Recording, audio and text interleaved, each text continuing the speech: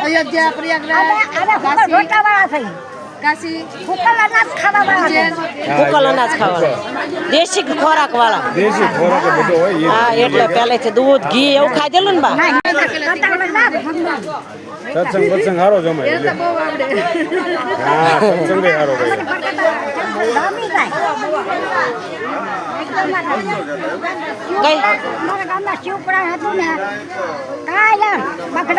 રોજ દરરોજ કે હજી મને કે આવતો ગૌ હજી કે તમે કહો તો તમારે લઉં ગૌ હું એમ કે હિંમત તો ગૌ ચપ્પલ પહેરો